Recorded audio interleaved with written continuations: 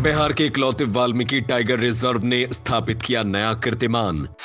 बाघों के संरक्षण और संवर्धन में हासिल किया 5वां स्थान।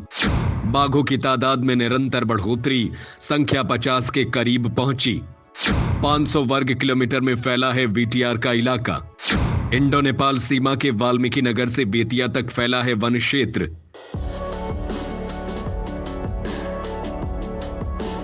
भारत में टाइगर डे की शुरुआत साल 2010 में की गई थी।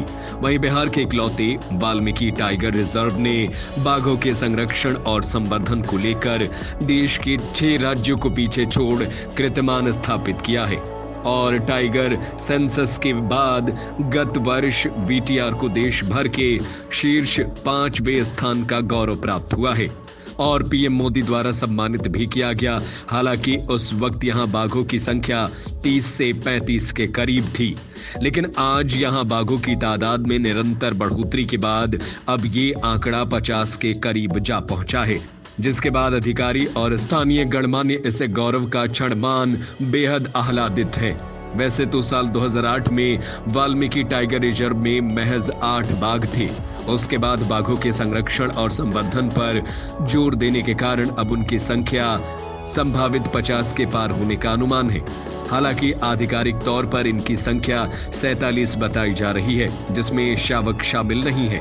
दरअसल वर्ल्ड टाइगर डे की शुरुआत को लेकर साल 2010 में रूस के सेंट पीटर्सबर्ग में अंतर्राष्ट्रीय बाघ सम्मेलन का आयोजन किया गया था।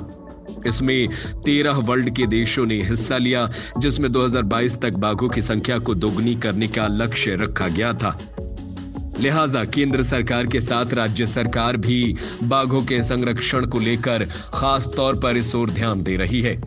वहीं वर्ल्ड वाइल्ड लाइफ फंड और ग्लोबल टाइगर फोरम की ओर से जारी 2016 के आंकड़ों में बताया गया कि पूरी दुनिया में तकरीबन 6000 ही बाघ बचे हैं, जिनमें से 3891 बाघ इंडिया में मौजूद हैं। यूपी और नेपाल की सीमा पर स्थित वाल्मीकि टाइगर रिजर्व में भी रॉयल बंगाल टाइगर पाए जाते हैं।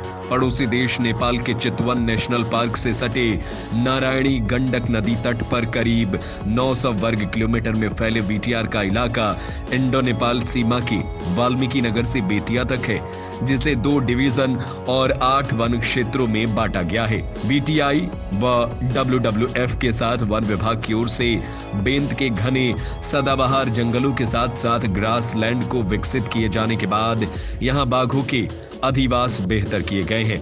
बाघों के संरक्षण को लेकर जन जागरूकता अभियान चलाया जा रहा है। स्कूली छात्रों के साथ साथ जन सहभागिता की कवायद तेज है।